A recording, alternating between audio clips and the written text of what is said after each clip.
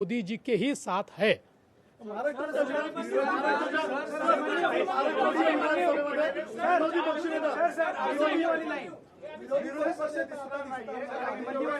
नहीं,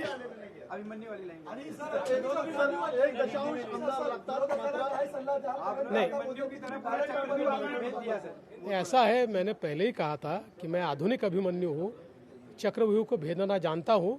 हमने चक्रव्यूह को भेदा है और ये कोई मैं पहले भी कह रहा हूँ, वापस कह रहा हूँ, इस विजय में मेरा बहुत छोटा उसमें मैं समझता हूँ कि सहभाग है। एक ये हमारी जो पूरी टीम है, इस टीम ने इस विजय को लाया है। मला असं वाटतं की कुठल्याही लोकशाहीमध्ये एक चांगला विरोधी पक्ष असणं हे गरजेचं आहे। त्यामुळे जे काही विरोधी पक्षाचे लोक निवडून आलेले आहेत त्यांचा आम्ही सन्मान करू। त्यांचा आवाज छोटा असो की मोठा असो, ते ज्या योग्य गोष्टी सांगतील त्या योग्य गोष्टींवर आम्ही त्यांना प्रतिसाद देऊ।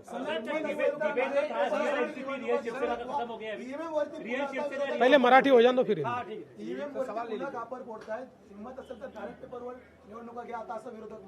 आम्हाला ते माहितीच होतं।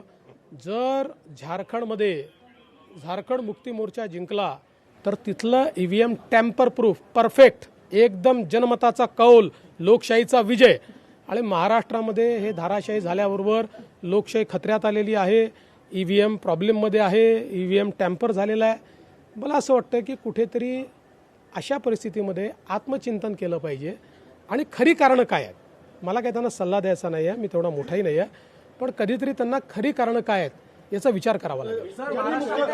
मुख्यमंत्री पदाची स्वप्न पाहिली असे राष्ट्रवादी आणि काँग्रेसमधल्या बड्या नेत्यांचा या विधानसभा निवडणुकीमध्ये पराभव झालेला आहे। असं लोकशाहीची हीच खरी मला असं वाटतं गंमत आहे की लोकशाहीमध्ये कोणाला जनता डोक्यावर घेईल आणि कोणाला जनता धाराशाही करेल हे सांगता येत नाही।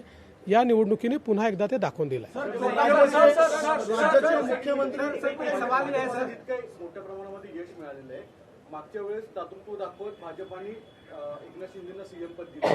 आता सगळ्या तुमच्या लोकांच्या अनेक राजकीय नेत्यांची बाईट्स येत आहेत किंवा प्रतिक्रिया येतात की भाजपाला आता यश मिळालं तर भाजपाने मुख्यमंत्रीपद घ्यायला हवं। साहेब, या बाबतीत माननीय अमितभाई शहांनी प्रेस कॉन्फरन्समध्ये क्लिअरली सांगितलेलं आहे, मुख्यमंत्रीपद हे कुठल्या निकषावर नाही। मुख्यमंत्रीपद तीनही पक्षाचे नेते एकत्रित बसून ठरवतील। एकनाथराव शिंदेजी त्यांच्या पक्षाचे राष्ट्रीय अध्यक्ष आहेत, अजितदादा त्यांच्या पक्षाचे राष्ट्रीय अध्यक्ष आहेत आणि आमचे जे राष्ट्रीय अध्यक्ष आहेत त्यांना आमचं पार्लमेंटरी बोर्ड हे ऑथराईज करतं। ते बसून जो निर्णय घेतील तो निर्णय असेल, कुठलाही वाद नाही आहे, कुठलाही विवाद नाही आहे।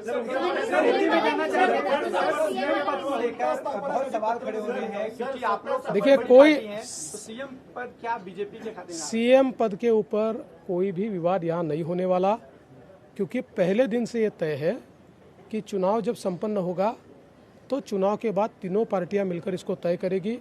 हमारे नेता आदरणीय होम मिनिस्टर साहब ने प्रेस कॉन्फ्रेंस में ये बहुत स्पष्ट शब्दों में बताया है कि चुनाव के बाद तीनों पार्टियां बैठेगी और इसका निर्णय करेगी।